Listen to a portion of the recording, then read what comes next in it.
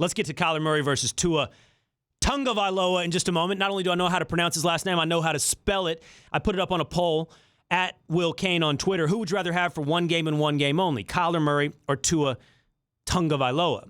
And the reason I'm impressing upon you that I know how to spell it is because one of the worst guys in the world I discovered last night on Twitter. As I was talking about Derrick Henry, I misspelled Derrick Henry's first name. I don't know. Maybe it's that I was a fan of Derek Holland for too long. Or I don't know. Maybe it's because professional athletes in the year 2018 all spelled their first name in the most unique ways possible. It seems to be every parent's goal today. How can I take a name that people have heard of and completely change the way you've come to expect it to be spelled?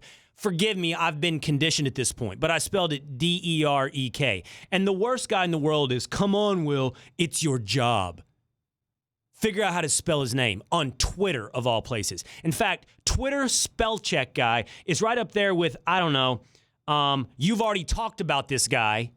I've been listening to you for 3 hours, and you're still talking about this guy. And Ohio State fans. That's probably your top three. I don't know. We might have to go into that. You're more sensitive worst guys out there. I don't know if you noticed, by the way, but both spellings of Derrick Henry were trending last night. Were they really? Yep. So I wasn't the only one misspelling it? Yep, exactly. Really, both were trending. That's awesome.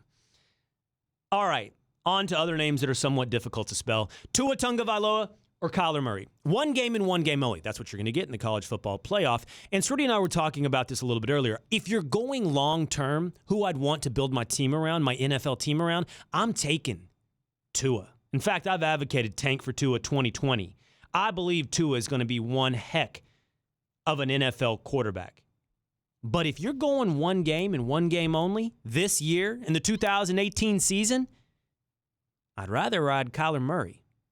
The season stats tilt towards Kyler Murray. We know that, but he's played more snaps than Tua. Tua usually didn't play in the fourth quarter. But I went back and looked at the game logs and went by game, and I asked myself, how many games did Tua truly take over? And yeah, the answer is, well, he was dominant in most. But his most dominant, like, could not be denied, I'm going to make sure we get the W wins, are games like Auburn, Tennessee, Arkansas. We're talking about Auburn, 324 yards passing, 78% completion, and 5 touchdowns to 0 interceptions. But Kyler, you could find so many. Texas, the first go-around, even though they lost, it was all Kyler. Texas Tech, West Virginia. I'm talking about games with 360 yards passing and north of 100 yards rushing. The team I root for, competed against Kyler twice.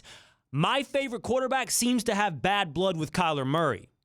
I don't have any rooting interest in this. I just knew, and I know, when Oklahoma needed a play, Kyler had 2 ways of delivering it, and he usually did.